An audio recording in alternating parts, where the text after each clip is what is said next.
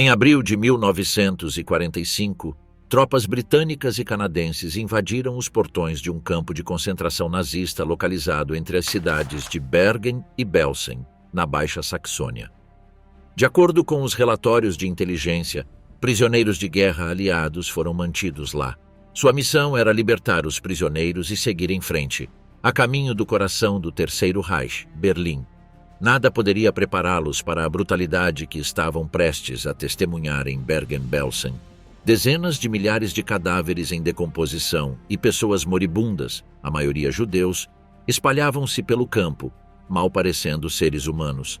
O campo tinha uma equipe de 480 nazistas trabalhando como guardas ou membros da equipe do comandante, incluindo 45 mulheres.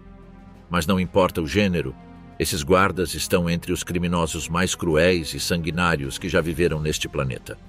Hoje, exploraremos os horrores de Bergen-Belsen por meio de imagens coloridas chocantes, desde sua criação como um campo de prisioneiros de guerra até sua transformação em uma máquina assassina responsável pela morte de 50 mil homens e mulheres inocentes.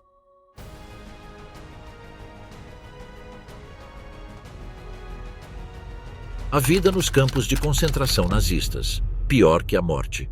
A doutrina nazista da supremacia ariana criou uma classificação de pessoas que eram inadequadas. Inadequadas para o trabalho, para o contato social, para a vida em si. Alguns que se enquadravam nessa categoria eram os doentes mentais, os deficientes físicos, os doentes incuráveis e os idosos. Hitler, em sua maneira insensível e pragmática, inventou um meio de remover os inaptos dos hospitais de seu país, a eutanásia, também conhecida como morte por misericórdia. Em outubro de 1939, para abrir espaço para tratar soldados feridos, Hitler assinou uma ordem secreta, permitindo que os médicos concedessem uma morte por misericórdia a qualquer paciente que não parecesse capaz de se recuperar. O codinome para esse projeto clandestino era T4, em homenagem ao endereço de onde foi coordenado Tiergartenstrasse 4 em Berlim, escritório de Hitler. 6 centros de eutanásia foram estabelecidos em áreas remotas por toda a Alemanha. Nesses prédios, isolados do resto do mundo, mais de 50 mil pessoas consideradas incuráveis foram mortas humanitariamente e seus corpos cremados. Certidões de óbito falsificadas foram enviadas a seus parentes. Médicos experimentaram diferentes métodos de assassinato, gás monóxido de carbono e injeção de morfina, cianeto e outros agentes. Câmaras de gás, desenvolvidas por um oficial da SS, foram instaladas em cada centro. Heinrich Himmler reconheceu a utilidade da Operação T4 para os campos de concentração. A matança em larga escala que era possível nos centros de eutanásia era mais eficiente e menos confusa do que as execuções em massa por pelotão de fuzilamento que eram comuns nos campos. Em vez de esperar que os presos que mal estavam vivos sucumbissem à morte natural, a SS poderia declarar os mais fracos inaptos e enviá-los para um instituto de eutanásia. Eles poderiam até mesmo ter prisioneiros políticos marcados como mentalmente deficientes. De fato, alguns formulários de avaliação psiquiátrica de Dachau e Ravensbrück listaram coisas como hostilidade aos alemães e ao comunismo como sintomas de transtorno mental. Exatamente quantas pessoas foram sacrificadas nos campos de concentração nunca serão conhecidas porque muitos dos registros cuidadosamente mantidos foram destruídos, mas o número provavelmente é de pelo menos 20 mil. Uma vez que os diretores do sistema de campos de concentração embarcaram em um caminho de assassinato racial deliberado e mal disfarçado, cada próximo passo era lógico, por mais distorcida que a lógica tivesse se tornado. Depois de legitimar a matança de pessoas inaptas em institutos de eutanásia e racionalizar a transferência de indesejáveis para esses institutos, o próximo passo óbvio era levar o assassinato médico diretamente para o campo. Então foi apenas um pequeno passo para estabelecer instalações cujo único propósito seria o massacre, não de indivíduos isolados, mas de uma raça inteira de pessoas consideradas inaptas para viver, os judeus. 4 campos de extermínio foram construídos em 1941 e 1942, e 2 campos existentes foram reconstruídos para se tornarem campos de trabalho e centros de extermínio. O codinome para a política de eliminar o problema judaico pelo assassinato em massa de todos os judeus era Operação Reinhard, em homenagem a Reinhard Heydrich, o oficial de segurança alemão responsável por implementar a chamada Solução Final. Judeus nos guetos da Polônia e alguns dos territórios russos capturados seriam reassentados no leste, enquanto judeus da Alemanha seriam transportados para os guetos desocupados. Depois de alguns dias ou semanas, os guetos foram novamente esvaziados para o leste e mais judeus alemães foram realocados para os guetos. O processo seria repetido até que nenhum judeu permanecesse no Reich. No discurso nazista, o leste significava os campos de extermínio. Os campos de extermínio estavam todos localizados na parte oriental da Polônia, onde estavam longe de qualquer crítica dos cidadãos alemães. No final de 1941, a grande maioria dos judeus da Europa estava localizada na Polônia e na Rússia, terras que Hitler tinha como alvo. A Polônia Oriental, perto da fronteira russa, era um local ideal para implementar a solução final. As grandes extensões de terra florestal localizadas lá poderiam esconder ou camuflar fábricas de morte para que ninguém se opusesse e tentasse fechá-las. Um bom sistema ferroviário fornecia acesso fácil a quase qualquer área. Muitos poloneses eram intensamente antissemitas e provavelmente fechariam os olhos para a tortura de judeus. Embora muitos outros grupos de pessoas tenham sido internados em todo o território controlado pelo Reich e se tornado vítimas da fúria nazista, os judeus foram escolhidos não apenas para tratamento severo, mas para a aniquilação. De volta à Alemanha, no entanto, uma rede de campos para prisioneiros de guerra estava em vigor, e embora não fizessem parte da solução final, suas condições de vida eram quase tão terríveis. Bergen-Belsen, 2 nomes associados ao terror.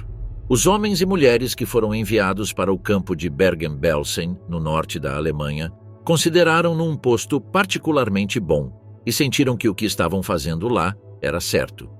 Embora tenham sido ensinados a obedecer cega e absolutamente a todas as ordens de seus superiores da SS, em várias ocasiões eles se sentiram capazes de criticar a maneira como o campo estava sendo administrado. Muitos deles, não importa o que tenham professado a seus captores no final da guerra, realmente acreditavam de todo o coração na visão nazista. E isso significava que se sentiam livres para questionar os detalhes de sua implementação. Muitos dos guardas sabiam que haviam embarcado em algo que os seres humanos nunca haviam tentado antes: o extermínio sistemático de milhares de homens, mulheres e crianças em questão de meses. Esses homens e mulheres nos campos criaram fábricas de extermínio, fossem campos de extermínio com câmaras de gás ou como Belsen, onde os presos eram torturados, baleados, mortos de fome e deixados para morrer doentes. Eles não estavam preocupados com o sofrimento dos presos, mas com os problemas de como o campo funcionaria de forma suave e eficiente. A maioria dos guardas considerava que viviam uma vida tolerável. Como guardas, eles viviam em quartéis confortáveis com vários de seus camaradas. Para os oficiais, a vida era ainda melhor. Muitos ficavam com suas famílias em casas requisitadas nas proximidades. Eles desfrutavam de um padrão de vida que superava em muito qualquer coisa que eles poderiam ter alcançado se estivessem vinculados a uma unidade de combate. Aqui em suas casas, esses homens com suas esposas e filhos criaram um ambiente estável e, na maior parte, encontraram uma maneira bem-sucedida de se distanciar da vida no campo de concentração. Quase todos os agentes do campo de concentração estavam determinados desde o início a esconder o máximo possível da natureza horrível de suas atividades do mundo exterior. Em suas próprias mentes, não era apenas seu juramento de lealdade que eles estavam protegendo, mas suas próprias credenciais como seres humanos. O campo de concentração de Bergen-Belsen se tornou uma parte importante do sistema oficial de campos de concentração desde que foi estabelecido em abril de 1943. Ele diferia de todos os outros campos de concentração nazistas em vários aspectos importantes. Foi inicialmente criado para manter reféns judeus que eram importantes para a SS por uma razão ou outra. Sua intenção era usá-los como moeda, libertando-os em troca de alemães presos no exterior, moeda estrangeira ou commodities que fossem valiosas para o esforço de guerra. O caráter do campo mudou em março de 1944, quando uma nova seção foi criada para prisioneiros homens doentes de outros campos de concentração que não conseguiam mais trabalhar. Uma seção para prisioneiras foi criada em agosto de 1944. Em dezembro de 1944, o campo de concentração de Bergen-Belsen se tornou o destino de vários transportes de evacuação de outros campos de concentração. A superlotação subsequente do campo e as condições de vida desastrosas levaram a mortes em massa que custaram a vida de cerca de 18 mil vítimas somente em março de 1945.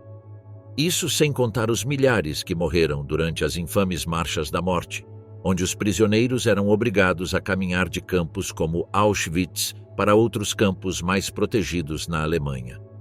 O estado miserável dos presos, combinado com as duras condições do inverno da Europa Central, determinou que a maioria dos presos nunca chegasse ao segundo campo. Este foi particularmente o caso no campo satélite de Belsen, conhecido como Honig Camp. Cerca de 15 mil prisioneiros do campo Mittelbau Dora foram levados em condições horrendas e realocados para lá no início de abril. Mittelbau Dora foi um subcampo do campo de concentração de Buchenwald. Seus prisioneiros foram mortos a trabalho pela SS, principalmente na escavação do túnel situado perto de Nordhausen, onde o foguete Fint II e o foguete V, um da bomba voadora, foram produzidos. A vida para os presos lá era terrível. Execuções sumárias, fome deliberada e extrema crueldade eram ocorrências bastante normais lá. No entanto, com o avanço das forças aliadas se aproximando de Dora, a SS assassinou aqueles doentes demais para serem levados, e aqueles fortes o suficiente foram colocados em uma marcha da morte para o Honig Camp, enquanto a SS continuou a espancá-los, matá-los de fome e assassiná-los em seu novo campo. Muitos dos presos ainda estavam em condições físicas muito melhores do que aqueles no campo principal de Belsen.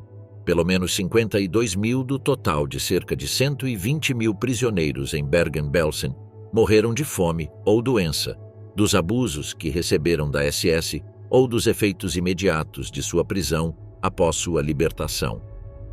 Homens mortos caminhando, como os aliados encontraram os prisioneiros de Bergen-Belsen. Em 15 de abril de 1945, o mesmo dia em que o presidente Franklin Delano Roosevelt foi enterrado em Hyde Park, Nova York, o campo de concentração de Bergen-Belsen foi entregue aos soldados do 2º Exército Britânico. Este exército fazia parte do 21º Grupo de Exércitos Aliados, uma unidade combinada britânica e canadense. A rendição do campo foi negociada ao longo de um período de vários dias. Na tarde de domingo, 15 de abril, as primeiras unidades britânicas a entrar no campo chegaram em uma van com um alto-falante acompanhando elementos do 63º Regimento Antitanque da Artilharia Real. Um dos soldados nos tanques era Chaim Herzog, do Corpo de Inteligência. Ele se tornaria o embaixador de Israel nas Nações Unidas e, finalmente, o 6º presidente do Estado de Israel. Apenas uma semana antes havia mais de 60 mil prisioneiros no campo, quase metade deles recém-chegados de outras instalações nazistas. De 11 a 14 de abril, os prisioneiros ainda capazes de trabalhar foram forçados a ajudar a SS a se preparar para a rendição enterrando corpos em valas comuns.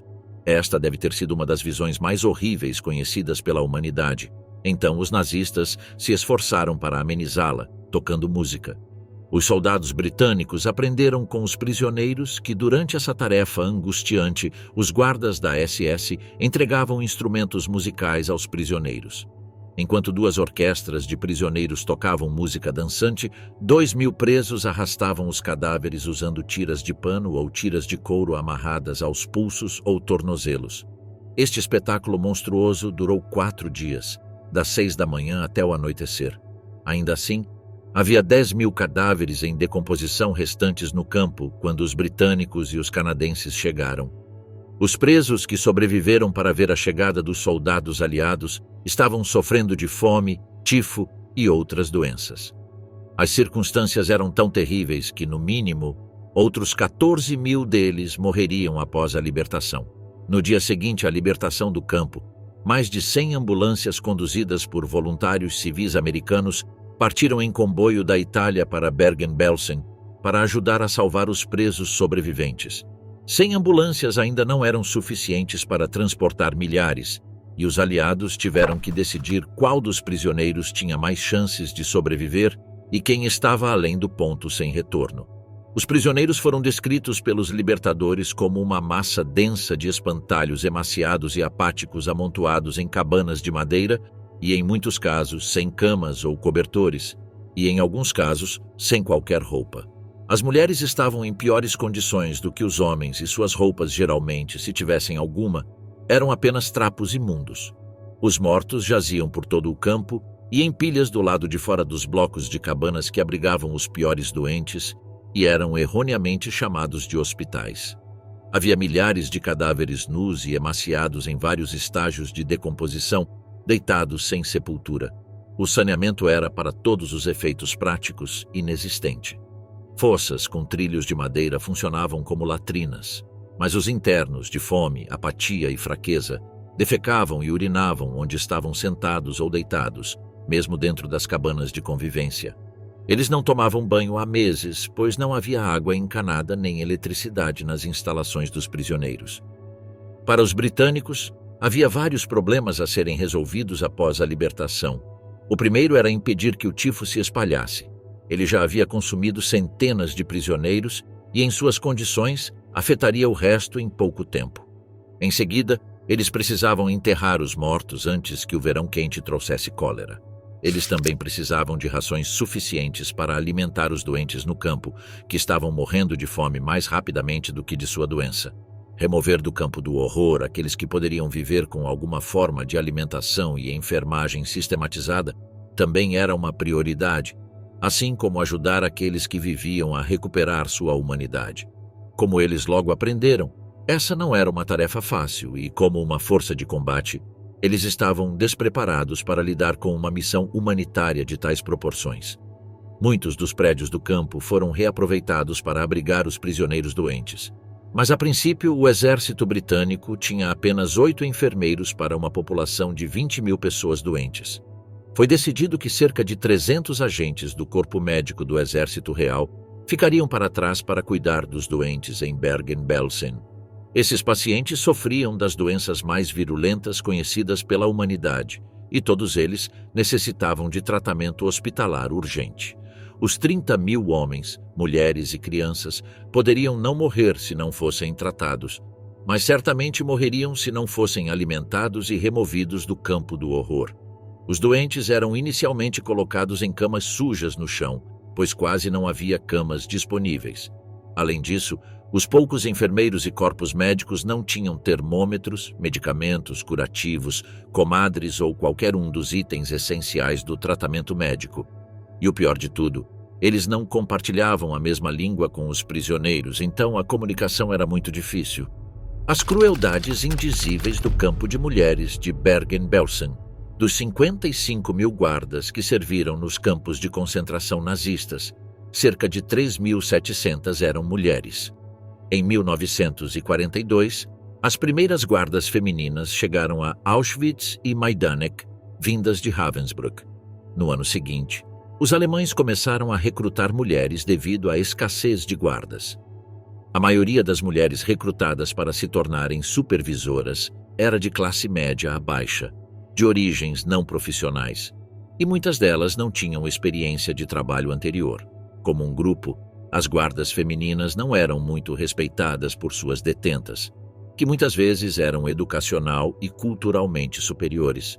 As voluntárias eram principalmente mulheres alemãs, que foram recrutadas por anúncios em jornais, pedindo às mulheres que mostrassem seu amor pelo Reich, ingressando nas organizações da SS para mulheres. Algumas entraram em serviço dessa forma, atraídas pela promessa de trabalho físico leve e bons salários. Mas inúmeras mulheres jovens foram recrutadas sob incentivos mais fortes de oficiais da SS. Elas foram instruídas a escolher entre continuar sua posição servil indefinidamente ou ingressar na SS. A posição de uma guarda feminina pagava bem, e em 1944, uma guarda feminina solteira na faixa dos 20 e poucos anos podia ganhar consideravelmente mais do que como uma trabalhadora têxtil. Em 1943, O Ministério do Trabalho do Reich foi autorizado a recrutar mulheres entre 17 e 45 anos de idade para o serviço de trabalho, e até o final daquele ano, a maioria das mulheres que se apresentavam para o treinamento em campos de concentração eram recrutas. Ravensbrück serviu como o principal campo de treinamento para cerca de 3.700 guardas femininas depois de 1938. As estagiárias passavam de 1 semana a 6 meses no campo, inicialmente recebendo instruções regulamentadas do supervisor-chefe. As estagiárias aprendiam os regulamentos padrão aplicáveis a todos os campos de concentração, como detectar sabotagem e lentidão no trabalho, como evitar fugas e como punir prisioneiros dentro dos parâmetros dos regulamentos do campo, e assim por diante. Foi enfatizado que as guardas femininas não deveriam ter nenhum relacionamento de natureza pessoal com nenhum dos prisioneiros. Os guardas eram notoriamente cruéis. No entanto, nem todas as mulheres se acostumaram à brutalidade. Pelo contrário, algumas eram simpáticas às necessidades dos prisioneiros. No entanto, aqueles que se desviavam da mentalidade padrão frequentemente enfrentavam o desespero e eram severamente punidos como resultado de sua insubordinação. Aos olhos de seus superiores, seu objetivo final era acostumar gradualmente os recrutas à brutalidade da vida no campo, passo a passo. Bergen-Belsen se tornou um lugar importante para testar e treinar guardas femininas, especialmente desde agosto de 1944, quando uma parte do campo de concentração foi separada e transformada em um campo feminino.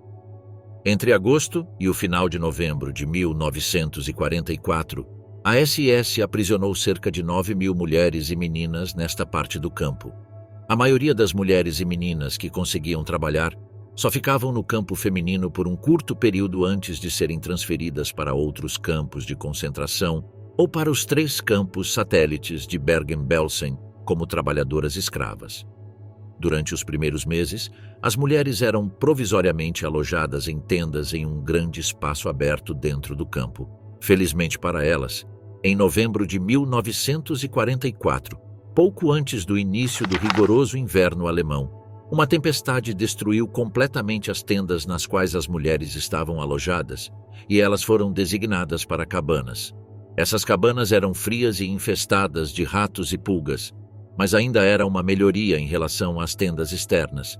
As primeiras prisioneiras no campo feminino eram mulheres polonesas que foram presas durante a revolta de Varsóvia e deportadas, em alguns casos com seus filhos. O campo era imundo, úmido e frio. As mulheres estavam com fome, incapazes de se manterem limpas e contraíram doenças infecciosas e mortais, como tifo. Como mais e mais prisioneiras judias foram acolhidas, o campo ficou superlotado e as coisas pioraram cada vez mais.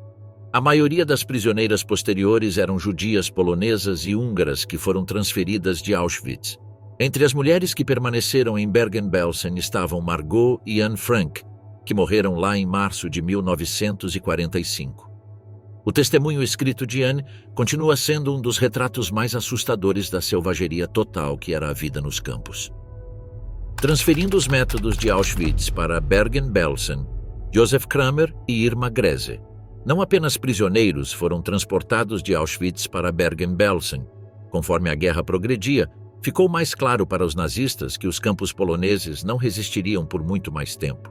Alguns dos comandantes de campos mais notórios foram transferidos da Polônia para campos mais protegidos na Alemanha. Também se tornou uma necessidade livrar-se do maior número possível de prisioneiros, especialmente aqueles que não estavam aptos para trabalhar por causa de quão deteriorados estavam.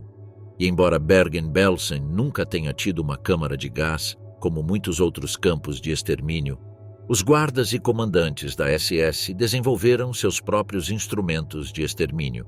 Johanna Bormann, uma guarda de campo conhecida por sua crueldade com os prisioneiros, foi transferida de Auschwitz para Bergen-Belsen no final de 1944. Assim que Johanna chegou, ela foi imediatamente designada para tarefas de chamada. Algumas semanas depois, sua superiora imediata de Auschwitz, Irma Grese, também foi transferida para Bergen-Belsen. De volta a Auschwitz, o nome de Grese era sinônimo de brutalidade. Ela ficou conhecida como a hiena de Auschwitz. Grese é um dos casos mais notórios de treinamento da SS em ação. Em 1943, aos 20 anos, ela foi transferida de Ravensbrück para Auschwitz, onde se tornou supervisora, controlando 31 quartéis que abrigavam cerca de 30.000 mulheres. Embora ela tivesse maltratado prisioneiros em Ravensbrück, Auschwitz lhe proporcionou oportunidades muito maiores de fazer o mal. Sempre arrumada e imaculadamente arrumada, ela andava pelo campo com suas botas pretas brilhantes, carregando um chicote e vestindo um uniforme SS de aparência elegante. Os prisioneiros tinham medo de vê-la, porque ela estava sempre procurando vítimas que pudesse torturar ou matar. Em Belsen, ela estava determinada a infligir a mesma miséria que em Ravensbrück e Auschwitz. O comandante de Belsen, Josef Kramer, também veio de Auschwitz, onde havia trabalhado com Grese e supostamente desenvolveu um relacionamento romântico com ela. Assim, quando ela foi transferida para outro campo, ela perguntou se poderia ficar em Belsen. Para suas colegas mulheres, parecia que a matrona da SS Grese queria permanecer naquele inferno infestado de tifo apenas pelo amor de seu namorado da SS. No entanto, como Johanna Bormann logo descobriu, Irma estava, na verdade, secretamente tendo um caso com um guarda da SS chamado Franz Hatzinger. Hatzinger e Grese se conheceram enquanto estavam estacionados em Auschwitz. Ele era um homem casado e 14 anos mais velho que Grese, mas estava claro para Johanna que ambos eram muito próximos e regularmente saíam secretamente para fazer sexo. Apesar da deterioração da situação militar e de sua vida social aparentemente rica, as mulheres continuaram a infligir o mesmo tipo de terror e crueldade pelos quais se tornaram notórias em Auschwitz. Prisioneiros estavam morrendo ao redor delas e o tifo era generalizado por todo o campo. Mas Grese e Bormann ordenavam que prisioneiros frágeis e emaciados passassem por exercícios extenuantes, incluindo fazer os presos segurarem pedras pesadas sobre suas cabeças por longos períodos de tempo. Isso não tinha nenhum objetivo produtivo, além de fornecer uma fonte de prazer para as guardas sádicas. Josef Kramer não era melhor que as mulheres. Em dezembro de 1944, Kramer foi transferido de Auschwitz-Birkenau para Bergen-Belsen, onde foi promovido ao cargo de comandante. O governo de Kramer era tão bárbaro que ele ficou conhecido como a Besta de Belsen. Mesmo quando o Reich foi espremido pelo avanço das tropas soviéticas e aliadas e a administração do campo entrou em colapso, Kramer permaneceu devotado à burocracia e continuou seu reinado de terror sobre os internos. Como resultado de sua barbárie desenfreada, muitos milhares morreram de fome. No entanto, seu reinado não duraria muito, pois a situação geral do Reich estava desmoronando rapidamente. Durante as últimas semanas de operação do campo, Kramer estava preocupado que a administração estivesse quebrando. A vida no campo havia se deteriorado tanto que muitos dos internos simplesmente não tinham força suficiente para se levantar. Muitos dos prisioneiros estavam muito emaciados, seus braços e pernas como palitos de fósforo, seus ossos projetando-se através de sua pele. Muitos dos que foram evacuados para Belsen foram levados para o campo e deixados para morrer. Depois que morreram, os cadáveres foram deixados espalhados. O fedor da decomposição era insuportável. Nos últimos dias antes da libertação de Belsen, o campo havia caído em tal desorganização que Kramer não conseguia mais lidar com a quantidade de recém-chegados. Ele era particularmente mordaz com seus subordinados e, como resultado da deterioração da situação, encorajou seus homens a se tornarem ainda mais cruéis. A pressão era tão enorme que, muitas vezes, os guardas que haviam demonstrado algum grau de contenção em relação aos deportados eram agora observados chicoteando e espancando mulheres e crianças. Alguns os assassinavam com as próprias mãos ou matavam a tiros qualquer um que não respondesse rápido o suficiente a uma ordem. O capitão da SS, Franz Höstler, chegou a Belsen para controlar a situação em 8 de abril de 1945 e se tornou vice-comandante do campo sob Josef Kramer. Uma de suas primeiras ordens aos guardas foi começar a atirar e espancar os prisioneiros, atividades das quais ele próprio participou. Em 15 de abril de 1945, quando os britânicos libertaram o campo, Hustler foi encontrado escondido entre os prisioneiros em roupas camufladas e foi detido com o restante da equipe da SS por uma unidade do exército britânico.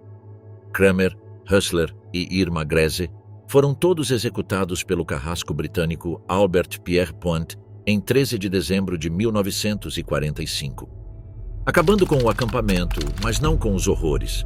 A libertação de Bergen-Belsen.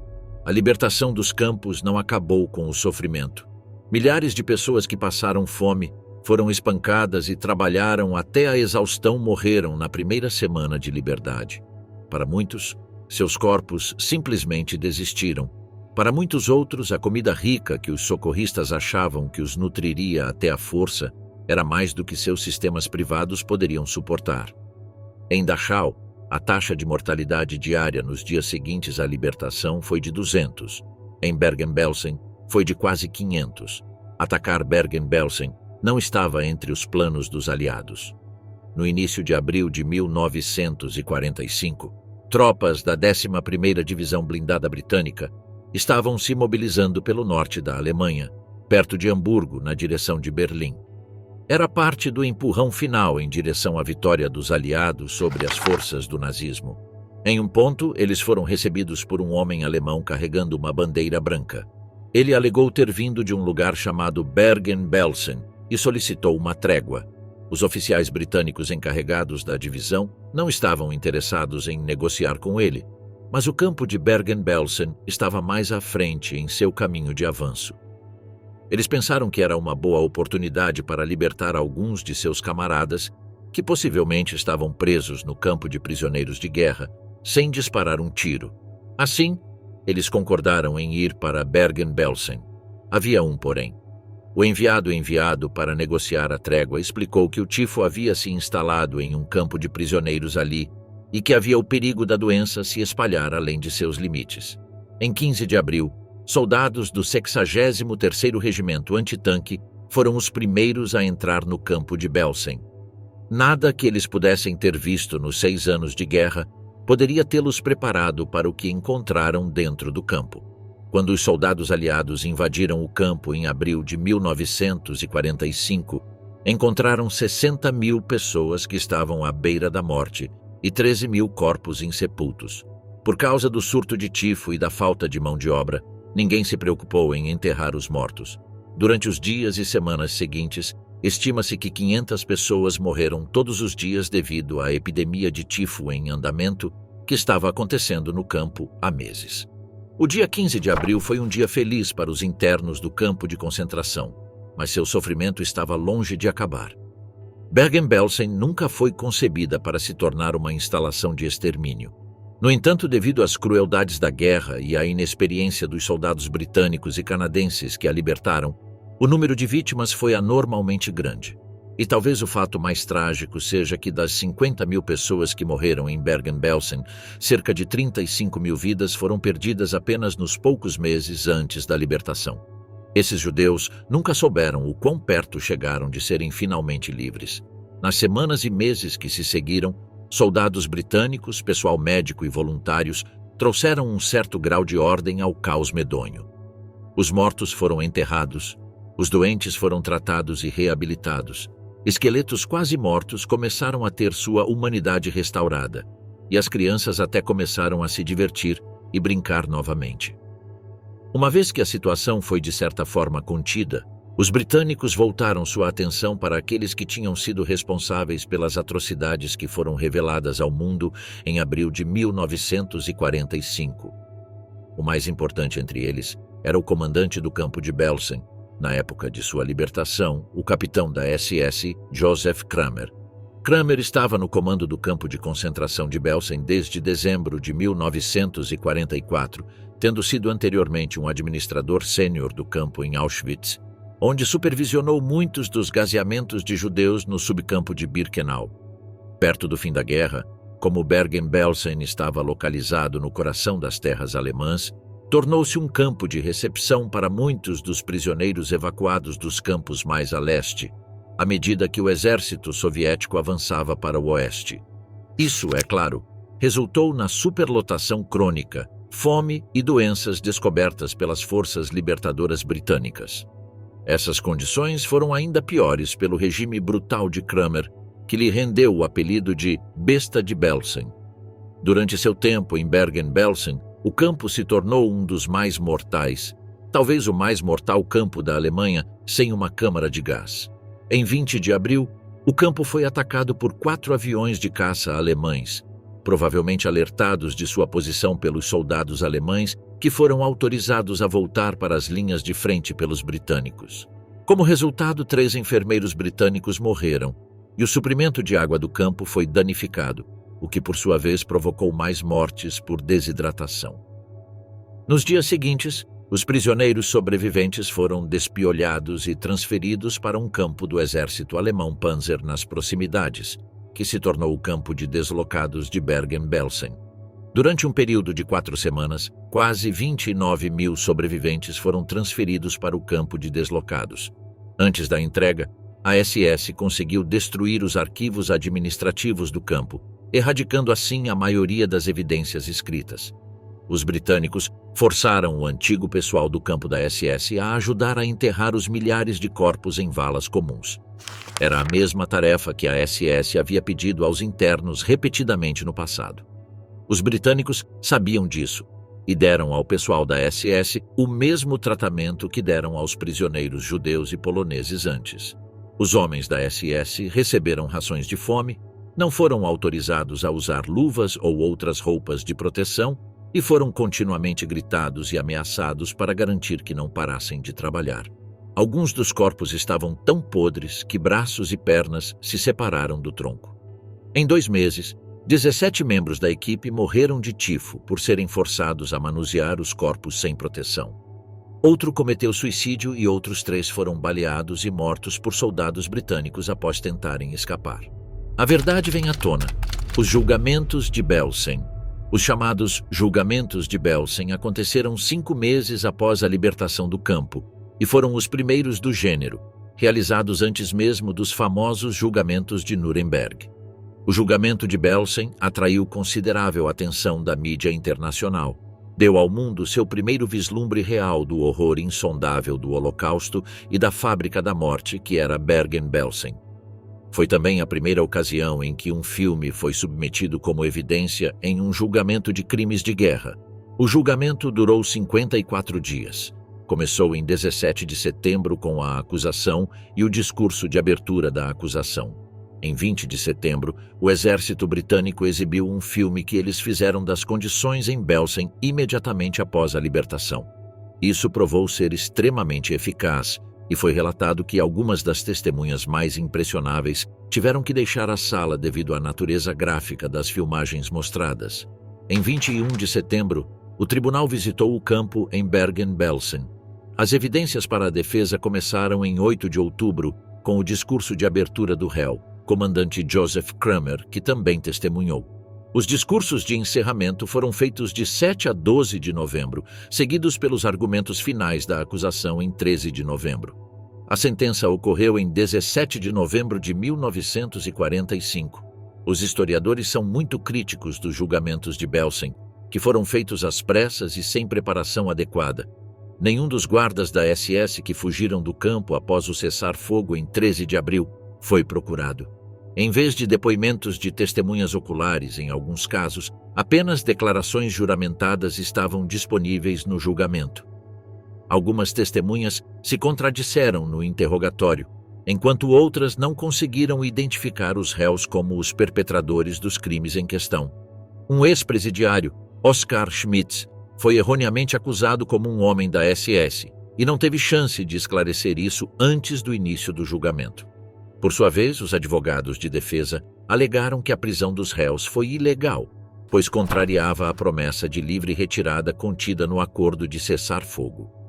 Mas, de acordo com a promotoria, a queima dos arquivos do campo pela SS e os disparos em 15 de abril anularam o acordo.